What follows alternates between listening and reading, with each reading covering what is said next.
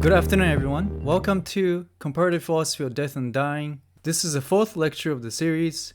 We finished reading the Tablet 8 of the Epic of Gilgamesh in the last lecture, so we will start from Tablet 9 and finish the entire epic in this lecture. Again, this lecture has 4 parts. In the first part, I would like to talk about the concept of sorrow. The second part, we will discuss the description of the image of Gilgamesh as hunter in Tablet 10. And then the third part will talk about the notion of immortality depicted in the Tablet 11. And then finally, we will leave this epic with some concluding questions. So the first part, sorrow. So let's take a look at the Tablet 9.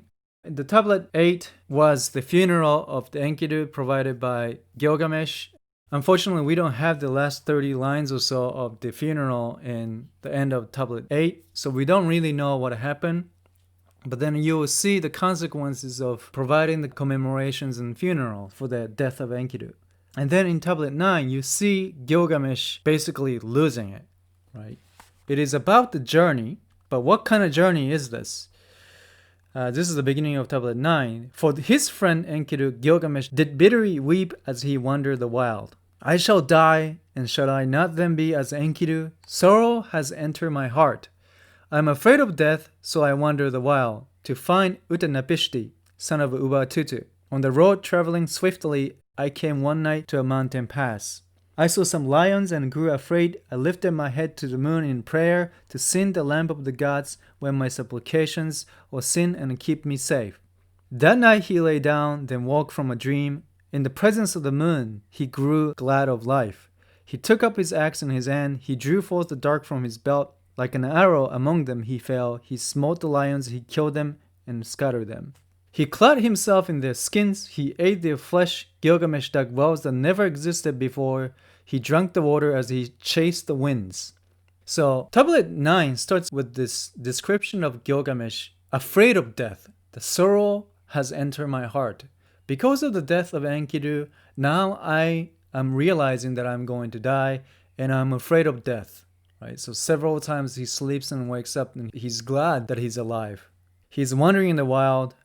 How do we know this? Because he is killing lions, animals, right? Eating their meat, dug wells that never existed before. So he's exploring into the wild, right? And at the same time, he's losing it because he's afraid of death, and he's no longer in the city of Uruk. And then Shamash is worried about Gilgamesh. This is line SI-5. Shamash grew worried, and bending down, he spoke to Gilgamesh. So Shamash is going to talk to Gilgamesh to say, hey, are you doing okay? Oh, Gilgamesh, where are you wandering? The life that you seek, you never will find. So Shamash realizes that Gilgamesh is seeking something. It is a kind of life that is free from death, basically, right? Said Gilgamesh to him, to the hero Shamash, after roaming, wandering all through the wild, when I enter the netherworld, will rest be scarce. I shall lie there sleeping all down the years. Let my eyes see the sun and be seated with light. The darkness is hidden. How much light is there left? When may the dead see the rays of the sun? So you see the image of Gilgamesh is becoming afraid of his own mortality. But do you also notice how Gilgamesh is becoming more and more human? In the beginning of the epic, he was the tyrant. Nobody could match his might. He was the founder of the city, right? And then he became friend with Enkidu and went to this journey to make eternal fame. And all these great achievements, that even the Ishtar could not seduce him to do what she wanted him to do. So we had this image of divine king before the death of Enkidu. But once Enkidu passes, Gilgamesh feels that he's going to go through the same fate. And because of that, his character becomes more human. Then he makes this journey to the Twin Peaks, right? And then meets these Scorpion men. Let's keep reading. Tablet 938. To Mashu's twin mountains he came, which daily guard the rising sun, whose tops support the fabric of heaven, whose base reaches down to the netherworld. So he eventually reaches this sort of foundation of the universe, right? So the two mountains are holding the fabric of the sky, right? And that's where the sun rises, where the Shamash comes.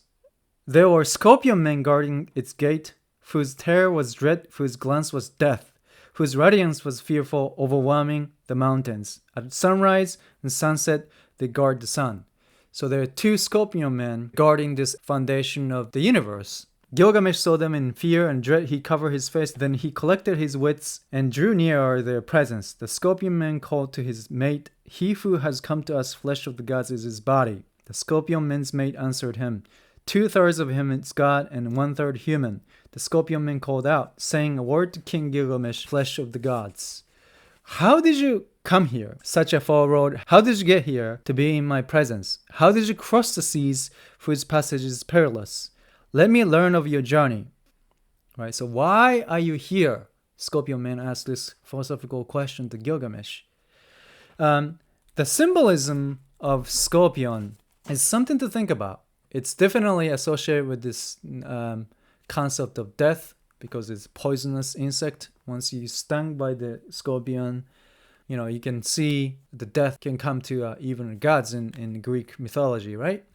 But also you have this image of scorpion glowing in the dark. If you actually put this UV lights or sometimes even under the moonlight, scorpion can actually shine. And in fact, if you put the scorpion in alcohol and preserve for years, this sort of fluorescent characteristics is preserved. In fact, I read some articles saying that this hyaline that glows in the dark can survive millions of years. So there are some fossils of scorpion glowing in the dark. So I'm wondering, maybe scorpion is not just this poisonous character that symbolizes death, but also a kind of everlasting quality of fluorescence under the moonlight. So, use your imagination to think about why are they using this scorpion as the guardian of the foundation of the universe.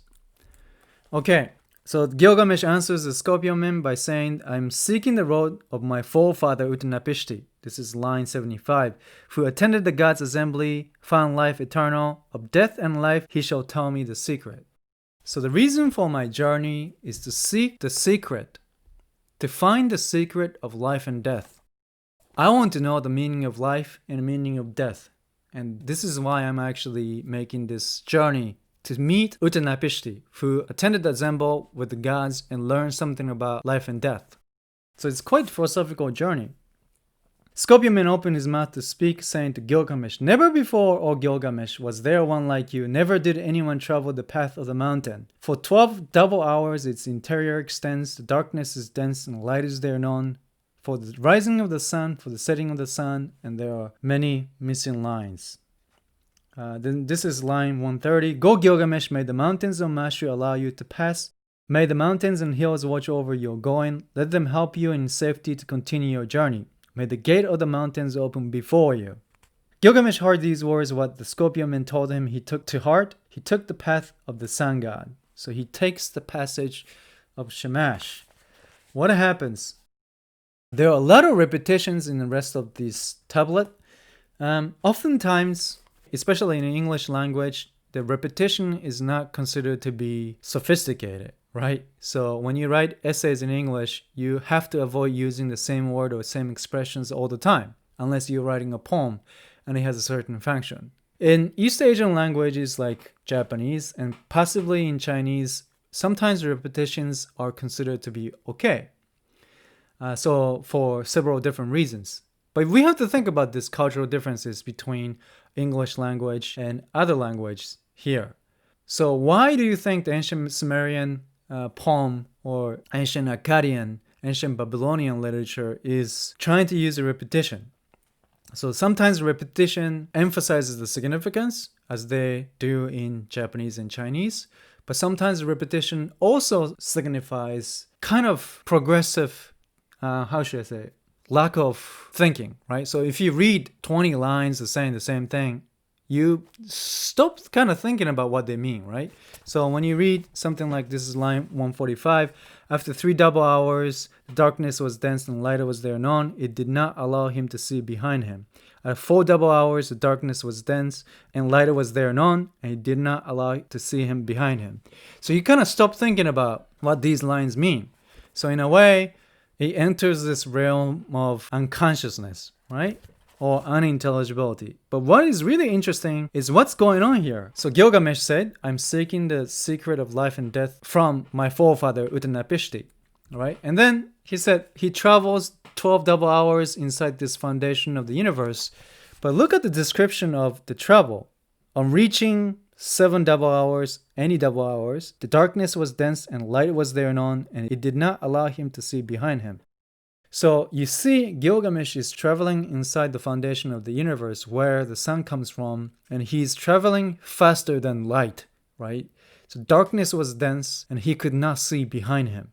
So what is the description of this 12 double hours traveling inside the twin peaks of Mashu? It is definitely the first description of time machine.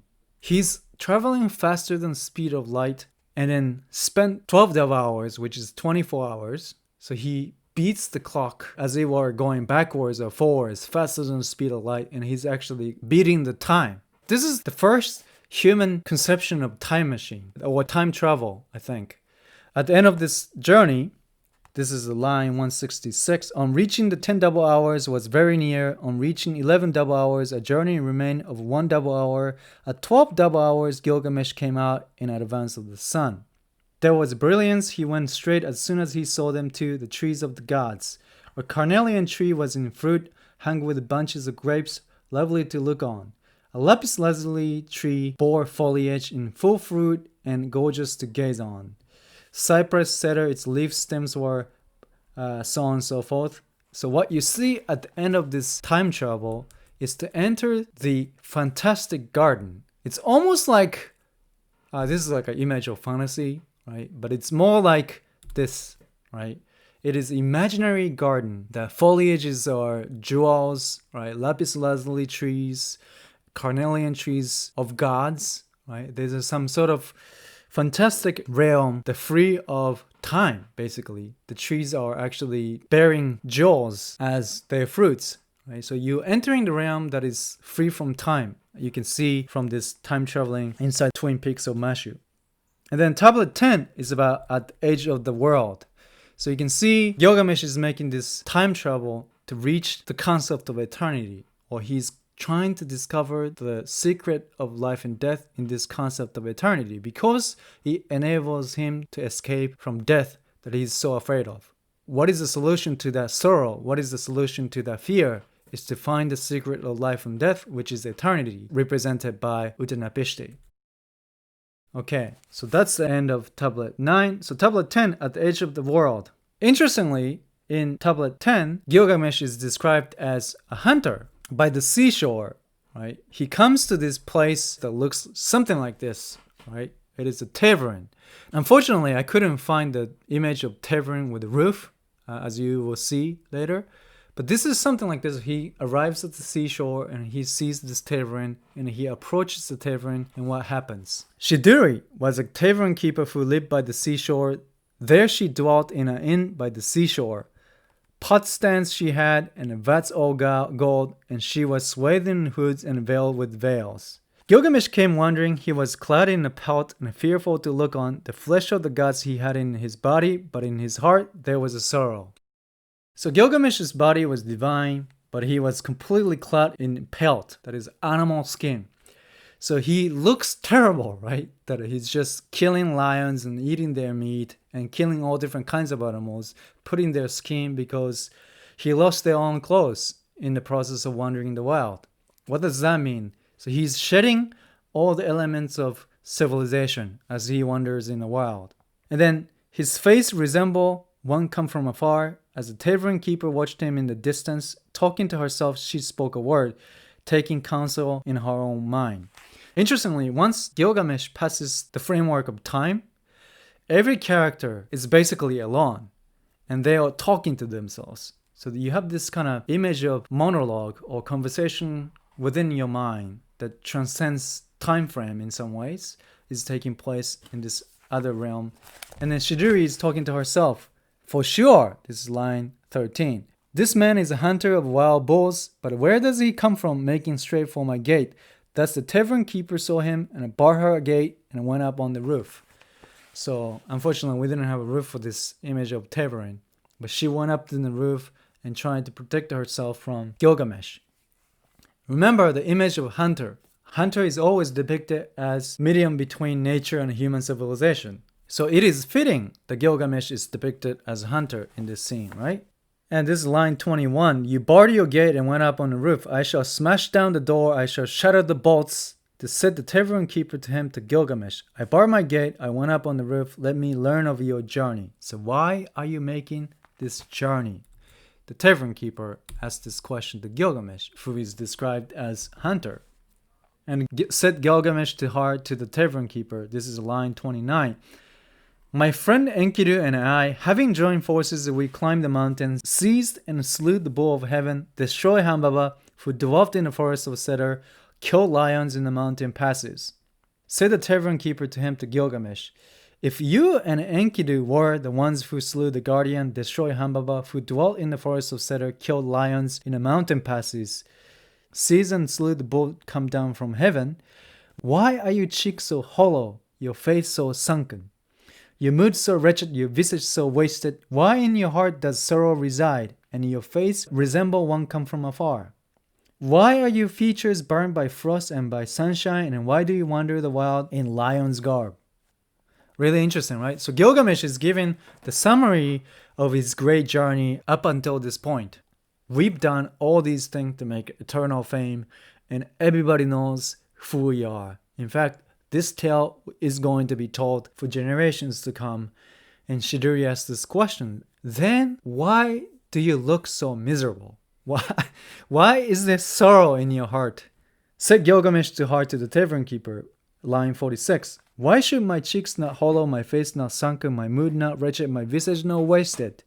Should not sorrow reside in my heart, and my face not resemble one come from afar? Should not my features be burned by frost and by sunshine? And should I not wander the wild in lion's garb? My friend, a wild ass on the run, donkey of the uplands, panther of the wild, my friend Enkidu, wild ass on the run, donkey of the uplands, panther of the wild.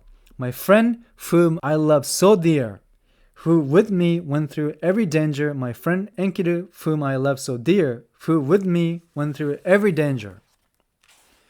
The doom of mortals overtook him. 6 days I wept for him, and 7 nights I did not surrender his body for burial.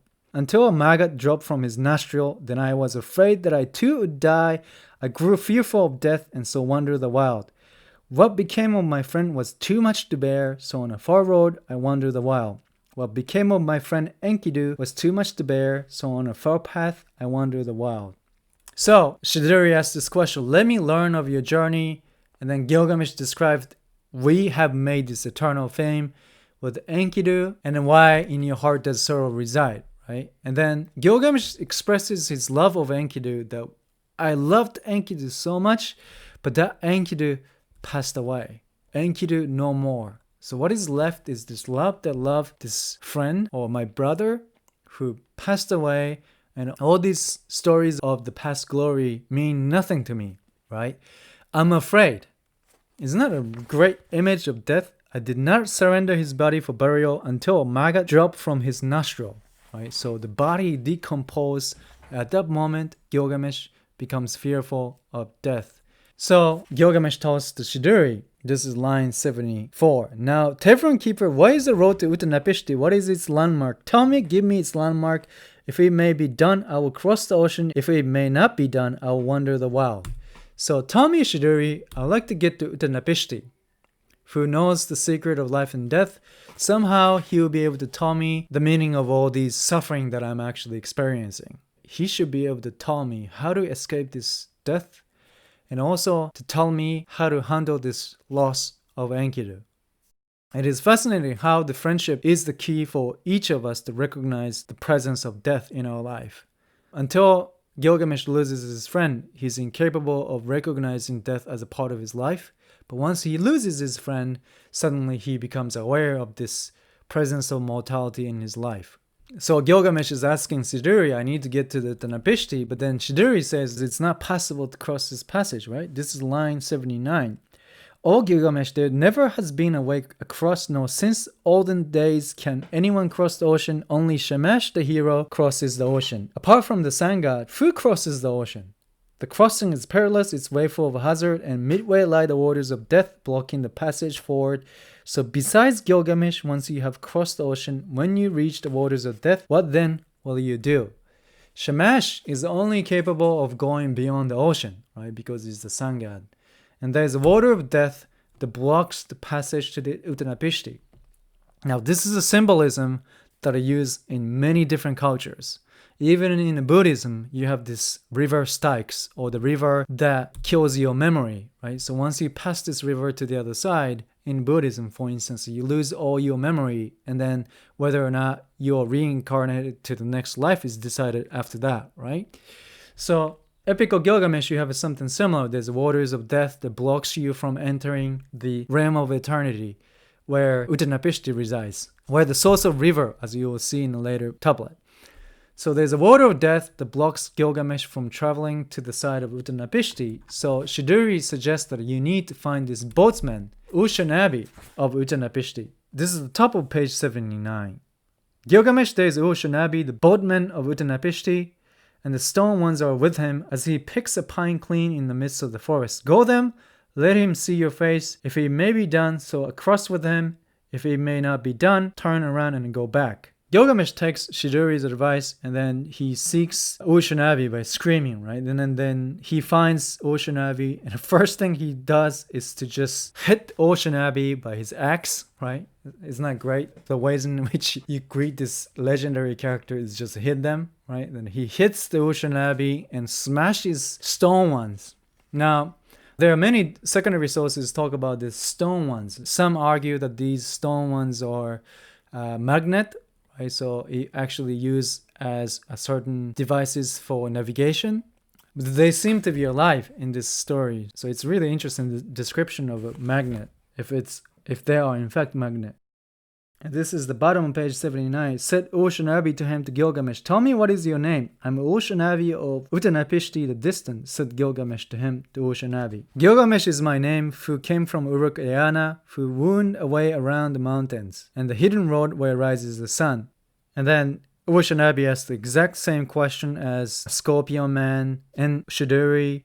Why do you look so wasted? Why do you look so sunburned and frostburned and just wretched and, miserable? And then Gilgamesh repeats the same line. All these things that I achieved, but then I'm sad because Enkidu died and his body decayed, right? He has turned to clay. This image of clay comes in again and again. How can I keep silent, right? He keeps saying that. The bottom of page 81 said Ushanabi to him, to Gilgamesh, your own hands, O Gilgamesh, have prevented your crossing. You smashed the stone ones, threw them in the river. The stone ones are smashed and the pine is not stripped. Take up, O Gilgamesh, your axe in your hand, go down to the forest and cut 300 punting poles, and each 5 rods in length. Trim them and furnish them, each with a boss, and then bring them here into my presence. So his suggestion, since they lost this navigation system, is to get these punting poles and just use each poles to push the boats by hand. At least with the punting pole, you know which direction you're going, I suppose. I think there are many possible different ways in which you interpret this, and I'll be interested to hear what you really think about why the stone ones has to be smashed and then they have to use this punting pole for Gilgamesh to make the passage to go beyond the waters of death and reach Uttanapishti the distant. Then they reach Uttanapishti. This is still tablet 10, so let's take a look at the conversation between Uttanapishti and Gilgamesh. This tablet 10, line 206, Gilgamesh gets closer to the Uttanapishti and Uttanapishti sees him, right, and talking to himself again. And then said Gilgamesh to him, this is 206, Uttanapishti flew after Deluge, what? And lacuna. There are lost questions in 210. I'm wondering, what do you think he actually asked here? Maybe you could come up with some questions that you can fill in this first encounter between Gilgamesh and Uttanapishti, because it seems quite important, but unfortunately the lines didn't survive. So maybe you should think about what Gilgamesh would have asked when he faced Uttanapishti. Said Uttanapishti to him, to Gilgamesh, this is 211. Why your cheeks so hollow, your face so sunken, your mood so wretched, your visage so wasted? Again, Uttanapishti say, hey, King Gilgamesh, you look miserable. What's going on?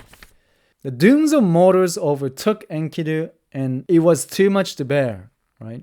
I'm so afraid of my own death after witnessing the death of my friend Enkidu. The dooms of mortals overtook my friend Enkidu, who turned to clay. This image of humanity created out of clay with the divine idea and then turned to clay is also present in biblical traditions, and in certain sects of Buddhism it's the same. There's a conception of human existence as essentially clay or ashes, right? Or emptiness, in whichever form you hold it. It's very classical framework. This is tablet 10, line 250. Said Gilgamesh to him, to Utanapishti, I thought I will find Utanapish the distant, of whom men tell, and I wander journeying through every land, many times passed through terrible mountains, many times I had crossed and recrossed all the oceans. Of slumber sweet my face had too little, I scourged myself with going sleepless, I have filled my sinews with sorrow. And what have I achieved by my toil? So Gilgamesh is basically saying, look, all these things, the wonderful things in life like love, friendship, glory, etc., right? Wisdom, reason, understanding, a part of being a civilization, finding a place for yourself, everything is going to turn into clay. What's the point of all this? Gilgamesh asking this question. What's the point of all this if I have to go through this death? Eventually, everything is turning into clay or sorrow, right? What's the point of all this? This is line 266, said Utanapishti to him, to Gilgamesh. Why, Gilgamesh, do you ever chase sorrow? You who are built from God's flesh and human, whom the gods did fashion like your father and mother, did you ever, Gilgamesh, compare your lot with the fool? They placed the throne in assembly and told you, sit. The fool gets leftover yeast instead of fresh ghee, bran and grist instead of best flour. And there are significant lines missing from Utanapishti's speech to Gilgamesh, but toward the end of this, he says something like this. Enkidu indeed they took to his doom. This is line 296. But you toiled away, and what did you achieve? You exhaust yourself with the ceaseless toil. You fill your sinews with sorrow, bringing forward the end of your days. Men is snapped off like a reed in a canebrake. The comely young man, the pretty young woman, all too soon in their prime, death abducts them. No one at all sees death, and no one at all sees the face of death. No one at all hears the voice of death. Death, so savage, who hacks men down. Ever do we build our households, ever do we make our nests, ever do brothers divide their inheritance, ever do feuds arise in the land. Ever the river has risen and brought us the flood, the mayfly floating on the water, on the face of the sun its countenance gazes, then all of a sudden nothing is there. The abducted and the dead, how alike is their lot, but never was drowned the likeness of death, never in the land did the dead greet a man. The Anunnaki, the great gods, held an assembly, Mamitam, maker of destiny, fixed fates with them. Both death and life they have established, but the day of death they did not disclose. So death is described as a kind of a kidnap. All these amazing things that we are achieving in this timeline, suddenly we are snatched away, and suddenly we disappear from the face of earth. Right? So it's almost a kidnapping. And no one at all sees death. It happens to you when you're not looking at it. Nobody would expect that this is going to happen. After the philosophy of death given by Utanapishti, we are led to tablet 11. So the final tablet where Gilgamesh actively searches for immortality. That is to overcome death to enter the realm of Utanapishti.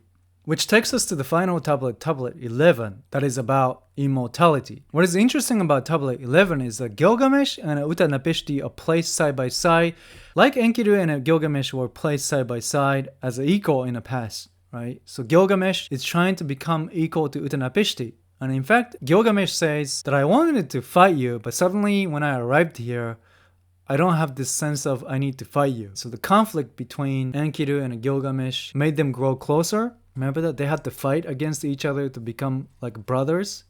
But Gilgamesh and Utanapishti, there is no fight. There is no conflict. But there is clear division between Gilgamesh and Utanapishti at the end of this tablet. So you have to think about why this narrative is making two equals and Gilgamesh is placed side by side with Utanapishti.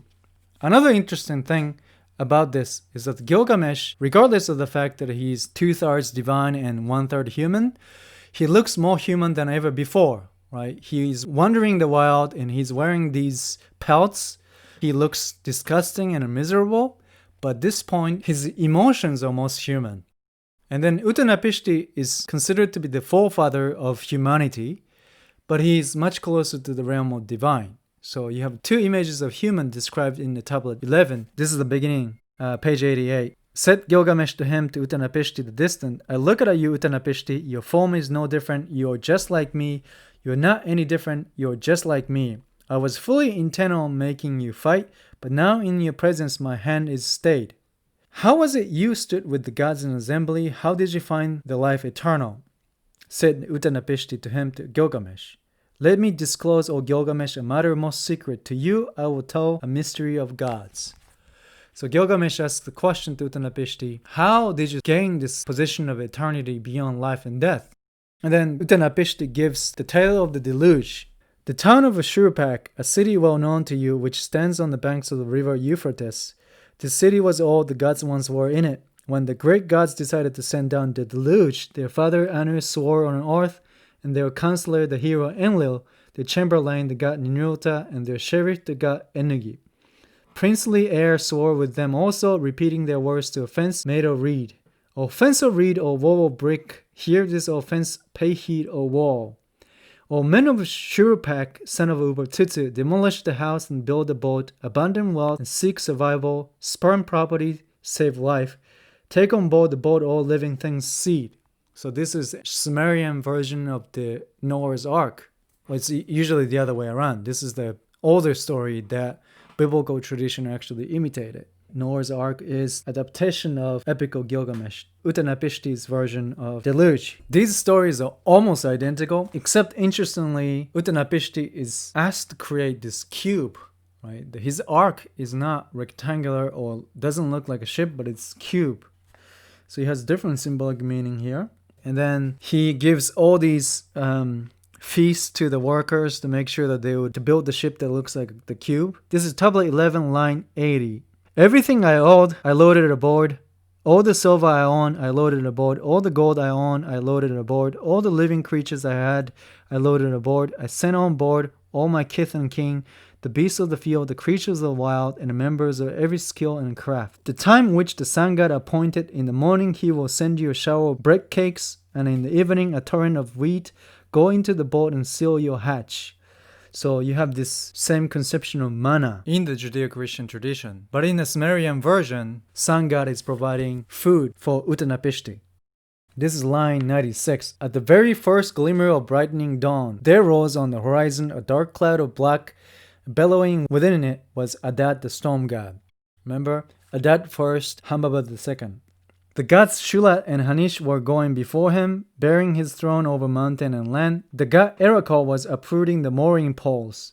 Ninurta passing by made the wares overflow, and Anunnaki gods carried torches of fire, scorching the country of the brilliant flashes. The stillness of the storm god passed over the sky, and all that was bright then turning to darkness. He charged the land like a bull on a rampage. You see the bull of heaven here again, right? Or the image of tyranny. Remember that? Wild bull on a rampage was the description of Gilgamesh as a tyrant. He smashed it in pieces like a vessel of clay. Again, the image of the clay comes in. For a day the gale winds flattened the country, quickly they blew, and then came the deluge. Like a battle, the cataclysm passed over the people. One man could not discern another, nor could people be recognized amid the destruction. Even the gods took fright at the deluge. They left and went up to the heaven of Anu. Lying like dogs curled up in the open, the goddess cried over like a woman in childbirth. Belitili wailed, whose voice so sweet. The olden times have turned to clay because I spoke evil in the gods' assembly. How could I speak evil in the gods' assembly and declare a war to destroy my people? It is I who give birth, these people are mine, and now like fish they filled the ocean. This is a really interesting description of the deluge. Even the gods took fright at the deluge. Deluge is definitely described as the symbol of evil, destruction, just like Hambaba, right? But then, and this evil is created by the gods. God's assembly decided that we should send the storm god to destroy the creation, destroy the humanity. But the destruction and evil was so great that even gods couldn't contain them. So you don't really have Other religious conception of good and evil, especially the Judeo-Christian tradition, tends to have divide between good, absolute good, and absolute evil, and then somehow the good is going to win. But in this ancient Sumerian tale, you have this evil that instigated by the assembly of the gods, and not all gods are acting just, right? Also, they are incapable of controlling the storm. So there's radicality of evil in the ancient Sumerian conception of the deluge or destruction. The Anunnaki gods were weeping with her. This is line 125. Wet-faced with sorrow, they were weeping with her. Their lips were parched and stricken with fever. For 6 days and 7 nights they blew the wind, it downpoured the gale, the deluge, it flattened the land. And just like Noah, Utanapishti releases the birds, right? And then if the birds don't come back, we'll be able to actually go out of the ark. Interestingly, it's a different kinds of birds in Gilgamesh. And then suddenly Enlil arrives and realizes that what happened to this human, Utanapishti, who survived, right? This is line 173. Then at once Enlil arrived, he saw the boat, he was seized with anger, filled with rage at the divine Igigi. From where escaped this living being? No man was meant to survive the destruction. Ninurta to open his mouth to speak, saying to the hero Enlil, "Who, if not air, could cause such a thing? Air alone knows how all things are done." Air opened his mouth to speak, saying to the hero Enlil, "You, the sage of the gods, the hero, how could you lack counsel and bring on the deluge? Instead of you causing the deluge," this is line 189, "a lion could have risen and diminished the people. Instead of you causing the deluge, a wolf could have risen and diminished the people." So Air basically says that we could have done differently to bring destruction to the people, but we brought the evil that is bigger than we could have control, and as a result, the destruction was greater than they anticipated, right? So it is the wisdom of Air that saved the humanity from complete destruction. So deluge turns everything into clay, then Utanapishti was saved, and there is conflict between Air and Enlil. Enlil is enraged that the Utanapishti is alive, but then Air also counter-argues. And this is line 196. "It was not I disclosed the great God's secret. Atra Hasis, I let see a vision, and thus he learned our secret, and now decide what to do with him." Enlil came up inside the boat. He took hold of my hand and brought me on board. He brought aboard my wife and made her kneel at my side. He touched our foreheads and standing between us to bless us. In the past, Utanapishti was a mortal man, but now he and his wife shall become like us gods. Utanapishti shall dwell far away, where the rivers flow forth. So far away they took me and settled me where the rivers flow forth. So Enlil makes Utanapishti equal to the gods, and thereby Utanapishti and his wife gains eternal life. They are no longer mortal human beings. Then to Gilgamesh, Utanapishti gives advice, right? If you want to become part of us or become like us, what you have to do is this. First, you try not to sleep for a week. Right? Sleep is a sign of your mortality. The fact that you have to rest, your life is determinate. You're already practicing death every night. When you go to bed, you become unconscious. Right? The death is a dream that you do not wake up from. It is the sleep that you do not wake up from. What is this sleep that seized you? Remember, Gilgamesh used to describe the death of Enkidu. So first, you have to overcome sleep for a week, and then you'll be able to achieve immortality. We know that the Gilgamesh sleeps immediately, almost immediately, right? They use this bread, you have this decomposition of a bread to describe how fast Gilgamesh is sleeping, and then he's capable of achieving immortality. Now, you have to think about the symbolism of sleep and dream again. You know, if you're sleep deprived, it is easily led to insanity. There's so many different health hazards that we can get from not sleeping enough.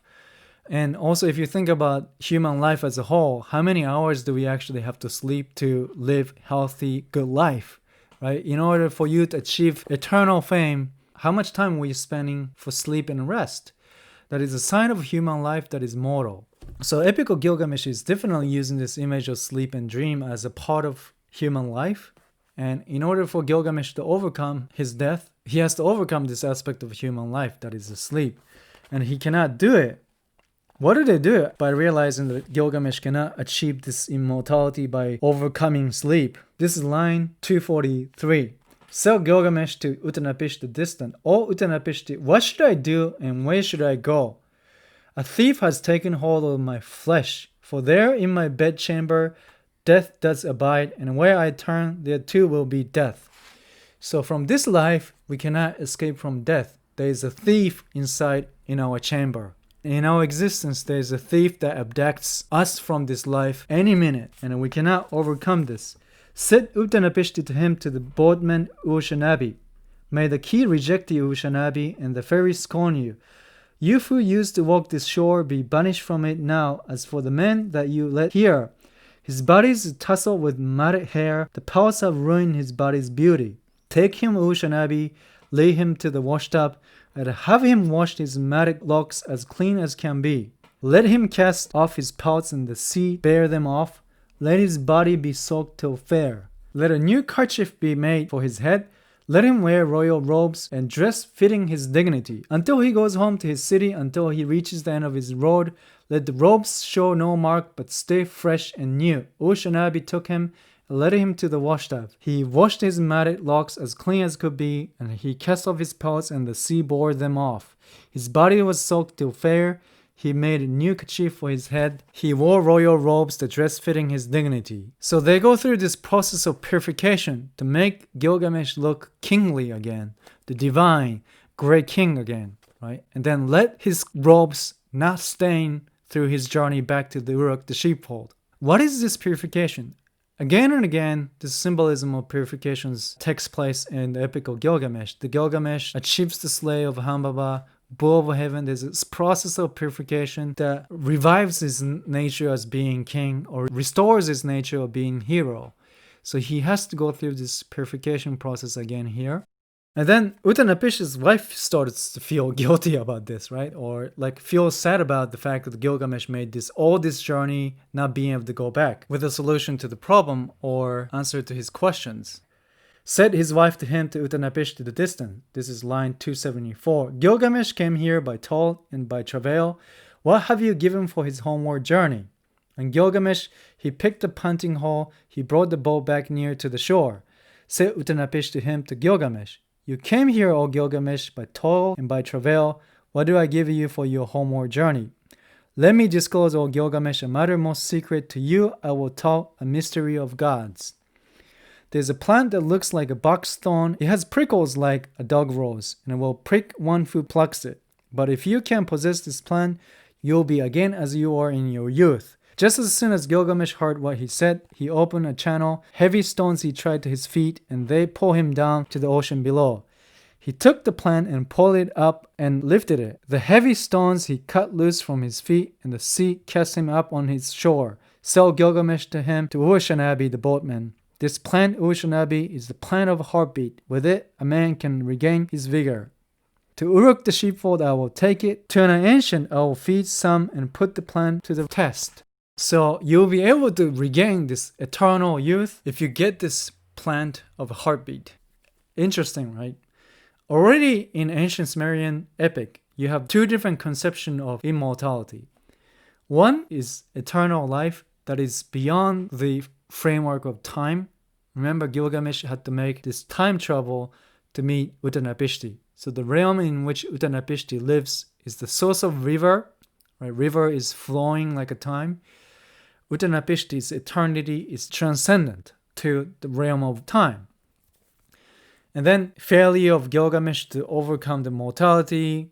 Uttanapishti's wife feels bad about it, so she suggests to Uttanapishti, maybe you should give him at least second best thing, which is eternal youth. This is everlasting life.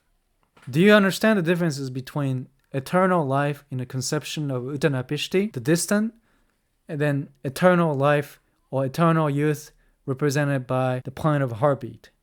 So there are two different kinds of immortality here in the Epic of Gilgamesh. One is to transcend the framework of time, to enter the realm of eternity. The other one is eternal youth or everlasting life that is immanent in this framework of time.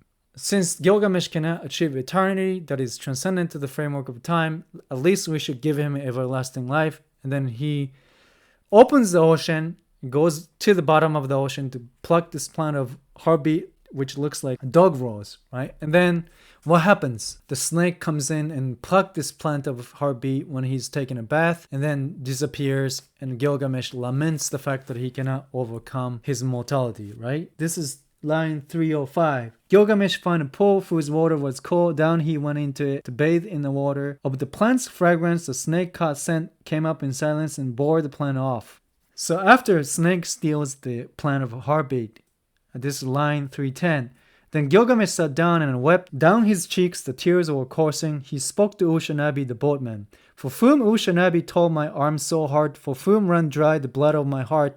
Not for myself did I find a bounty, but for the lion of the earth I have done a favor. Now far and wide the tide is rising. Having opened the channel I abandoned the tools. What thing would I find that served as my landmark? Had I only turned back and left the boat on the shore. So he's incapable of retrieving the plant of heartbeat. So immortality denied. What happens at the end of Epic? Last 3 stanzas. This is most important. At 20 leagues they broke bread. At 30 leagues they stopped for the night. When they arrived in Uruk the sheepfold, said Gilgamesh to him, to Ushanabi the boatman, O Ushanabi, climb Uruk's wall and walk back and forth, survey its foundations, examine the brickwork. Were its bricks not fire in an oven? Did the 7 sages not lay its foundations? A square mile is a city, a square mile Day Grove, a square mile is a clay pit, half a square mile the temple of Ishtar. 3 square miles and a half is Uruk's expanse. So clean up Gilgamesh. Try to get plant of heartbeat. He cannot get it. So he has to go back to the Uruk the sheepfold, right? And then the end of the epic, Gilgamesh reads the same line as the beginning of the Epic of Gilgamesh. So who was speaking? It is actually the Gilgamesh is reading this tablet. You are forced to hold this tablet to read the tale of Gilgamesh in the beginning of this epic. But at the end of the epic, you realize that Gilgamesh was the one who is reading the Epic of Gilgamesh. So you have solution to the inability to achieve the immortality in a way, right? What is the solution to overcome death?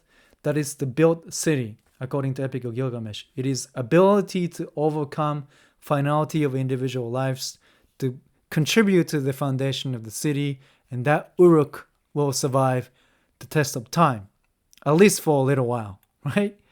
So that's one solution to the problem of immortality. But also you have this spiral structure of the epic. The end of the epic is the beginning of the epic. At the end of the epic, Gilgamesh reads the first line of the epic. So you have this spiral structure.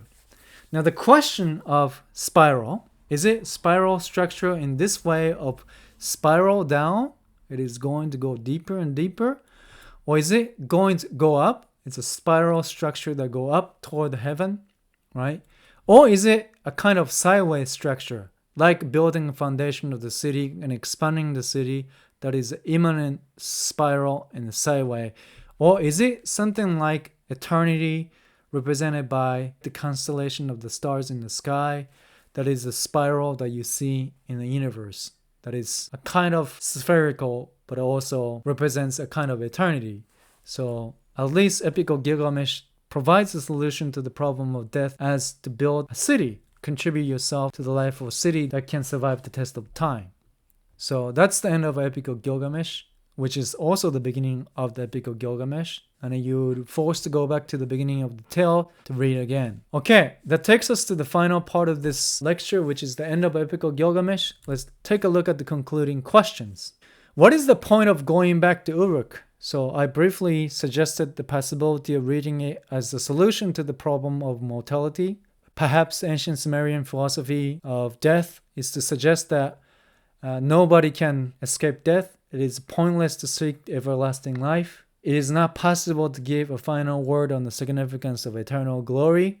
But at least the solution is to go back to the beginning and do it again. We just have to create the foundation of the city, and hopefully that city would overcome semi-eternal, right? They will become something that can last longer than individual life and death. That's one possible reading. What is your reading of this end of the epic, which is to go back to Uruk after the purification and regaining this kingly stature of Gilgamesh? Also, this is a question that we should ask for the entire epic. What makes one human or divine? We have seen the process of Gilgamesh becoming more human as he turns away from tyranny to become friend with Enkidu, and also through the friendship he recognized the mortality in his own existence. The more and more he's becoming human. And you also have a forefather or prototype of humanity depicted in Uttanapishti, the distant, but also you have this process of turning from a wild to more civilized humanity in Enkidu. So you have three different images of humanity packed into this epic. How do you read this notion of human in Epic of Gilgamesh? And also you have this image of divine, which could be evil in some cases, which could be goodness that is not capable of overcoming the divine, but also depicted as immortal, right? So you have peculiar conception of divinity in Epic of Gilgamesh. So you should think about what constitutes human, what constitutes gods, what constitutes their interrelations in the Epic of Gilgamesh. Finally, what is the relation of the cyclical form of the narrative to a mortal life? So the end of the epic, we have seen that it goes back to the beginning of the epic, and then Epic of Gilgamesh repeats the same cyclical formations. So end of the story is the beginning of the story. But you have to think about what is the importance of the cyclical form of this narrative to a mortal life, right? So the fact that we are dying, we repeats this cycle of life and death. Is there any significant relations between this form of narrative to their conception of life as being mortal? So these are the three questions that I could think about when I was preparing this lecture and concluding the Epic of Gilgamesh. So I hope you really enjoy reading this epic. It is indeed short reading, but in fact there are so many symbolisms and you probably felt that we are missing more. In fact, we spent 3 hours listening to my lecture talking about each line. But depending on how you read these lines and symbolisms and concepts, the story changes its color and meaning. So depending on how you answer these questions, your reading of the Epic of Gilgamesh is quite different. And you can see why ancient Sumerian wisdom encourages you to go back to the beginning of the epic and read again, right? But anyway, I hope you really enjoyed reading the story and you get something out of it, or at least few concepts that you can get out of it, or some image of the notion of death and dying from the Epic of Gilgamesh. Okay, on that note, I would like to finish this lecture. Once again, thanks for listening to this lecture till the end. Feel free to send me your questions regarding the Epic of Gilgamesh. We will start the Book of Job in the next lecture, and we will continue this journey toward the notion of death and dying. Have a nice weekend, and see you next week.